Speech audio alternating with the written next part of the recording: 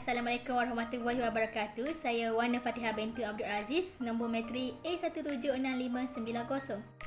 Soalan pertama iaitu dua fungsi sosial undang-undang sebagai instrumen kawalan sosial berserta contoh yang sesuai ialah. Pertama adalah memelihara struktur kuasa masyarakat. Struktur masyarakat yang mempunyai kelas tertentu seperti B40, M40 dan T20 yang menunjukkan struktur kuasa dalam sesebuah masyarakat. Kelas ini dilakukan untuk memelihara struktur dalam masyarakat. Terdapat juga pemeliharaan dari segi perkauman dan gender base yang menggambarkan perbezaan cara layanan zaman dahulu dan zaman sekarang di mana setiap orang masa sekarang diberi peluang untuk mendapatkan pendidikan, perkhidmatan, kesihatan dan lain-lain dalam masyarakat. Dari segi pekerjaan, fungsi sosial undang-undang sebagai kawalan sosial adalah untuk menjaga kebajikan pekerja dari segi masalah penindasan, masalah kelayakan, masalah gaji dan lain-lain melalui dasar-dasar tertentu. Dari segi penjagaan anak, fungsi sosial undang-undang sebagai kawalan sosial adalah untuk menjaga kebajikan kanak-kanak dengan mengelakkan berlakunya diskriminasi gender mengenai hak penjagaan anak-anak. Kedua adalah kejuruteraan sosial. Kejuruteraan sosial sebagai fungsi sosial undang-undang sebagai kawalan sosial ialah mengenai bagaimana cara membina masyarakat supaya boleh bersatu padu dengan mengetahui cara asas dalam menyatu padukan masyarakat bagi mengelakkan berlakunya masalah sosial dalam masyarakat. Oleh itu, kejuruteraan sosial ini merupakan rangka yang perlu dilakukan untuk mencari cara terbaik untuk menjaga keamanan sesuatu komuniti atau kawasan tersebut. Soalan kedua iaitu jelaskan tujuan Akta Kanak-Kanak 2001. Kanak-kanak merupakan modal insan penting kepada negara. Modal insan ini dapat dibangunkan kepada tahap optimal melalui penyediaan persekitaran yang selamat. Sehubungan itu, perlindungan terhadap kanak-kanak daripada pengabaian, penderaan, keganasan dan eksploitasi adalah satu aspek penting yang hendak diberi keutamaan. Kanak-kanak didefinisikan sebagai seseorang yang di bawah umur 18 tahun seperti yang termaktub dalam Akta Kanak-Kanak 2001. Akta Kanak-Kanak 2001 telah mula dikuatkuasa pada 1 Ogos 2002 yang merupakan suatu akta yang meminda, menyatukan dan memasukkan peruntukan-peruntukan baru daripada 3 akta utama iaitu Akta Mahkamah Juwana 1947, Akta Wanita dan Gadis 1973 dan Akta Perlindungan Kanak-Kanak 1991. Tujuan Akta Kanak-Kanak 2001. Pertama, memberikan perlindungan kepada kanak-kanak. Memberi perlindungan kepada kanak-kanak dengan memastikan setiap kanak-kanak mendapat perlindungan daripada pengabaian, penderaan, keganasan dan eksploitasi. Hal ini akan memberi kesedaran dan komitmen kepada semua pihak termasuk setiap anggota masyarakat dalam melindungi kanak-kanak daripada menjadi mangsa pengabaian, penderaan, keganasan dan eksploitasi. Tujuan kedua ialah menangani masalah remaja bagi kegiatan maksiat yang tidak terkawal. Menangani masalah remaja bagi kegiatan maksiat tidak terkawal dengan memberikan perlindungan segera kepada kanak-kanak tersebut untuk mengelakkan berlakunya perkara yang tidak diingini. Tujuan ketiga ialah menangani masalah remaja yang terlibat dengan jenayah.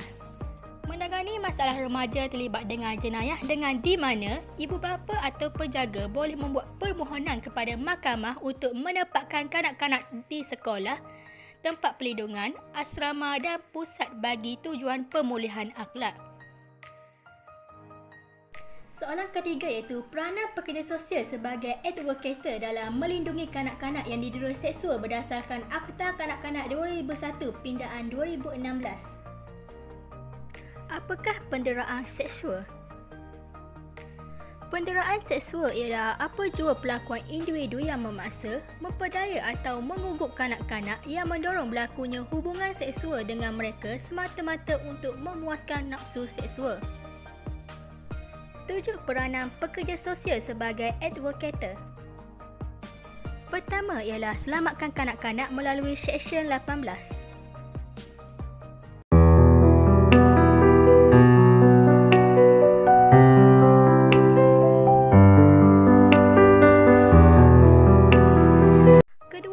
laporkan kepada pihak polis.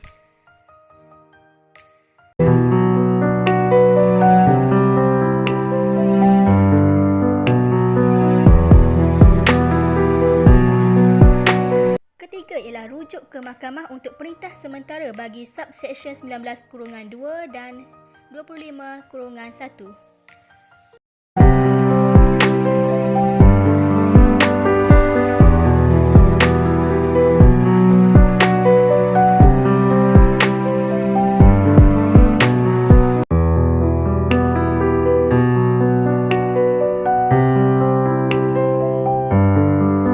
Lakukan pemeriksaan perubatan subsection 20-2.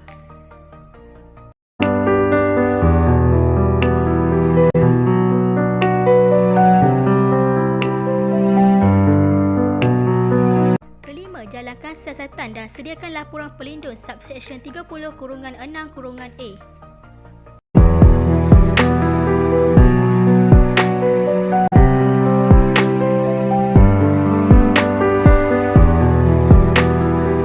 Hadap semula ke mahkamah untuk perintah tetap subsection 30-1-A hingga -E.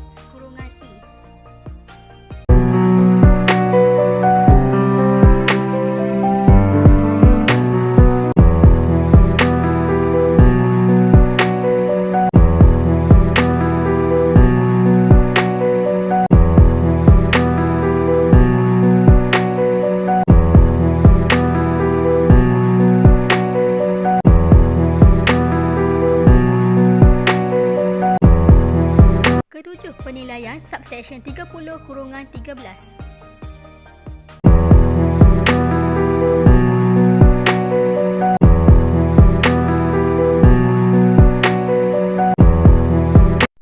Soalan terakhir iaitu huraikan tindakan yang boleh diambil oleh mangsa atau keluarga mangsa apabila berlaku penderaan seksual. Tindakan pertama iaitu membuat aduan kepada Pegawai Pelindung melalui talian kasih 15999.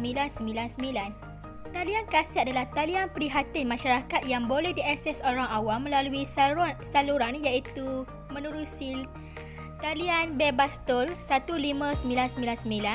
Skop perkhidmatan talian kasih merangkumi aspek berkaitan penderaan, kaunseling, perlindungan, kebajikan, talian kanak-kanak, pembuangan bayi, perkhidmatan kesihatan, reproduktif dan masalah sosial remaja. Oleh itu, mangsa atau keluarga mangsa boleh menggunakan talian ini untuk berhubung dengan pihak tertentu untuk mendapatkan bantuan. Tindakan kedua iaitu membuat laporan polis. Laporan polis amat penting yang perlu diambil tindakan pantas oleh mangsa atau keluarga mangsa untuk mendapatkan perlindungan. Hal ini kerana apabila laporan dibuat, siasatan akan dapat dilakukan dengan segera oleh pihak polis bagi melindungi mangsa yang didera dari segi seksual daripada terus menjadi mangsa penderaan seksual. Tindakan ketiga iaitu memberi kerjasama kepada Pegawai Pelindung dan penguatkuasa membuat siasatan. Siasatan susulan akan diambil oleh Pegawai Pelindung dengan cuba untuk mendapatkan beberapa maklumat penting daripada mangsa atau keluarga mangsa untuk membawa kes tersebut ke mahkamah. Oleh itu, kerjasama dalam memberikan maklumat dan mengikuti sesi yang dilakukan oleh Pegawai Pelindung kepada mangsa atau keluarga mangsa sangat penting untuk memudahkan prosedur perjalanan kes.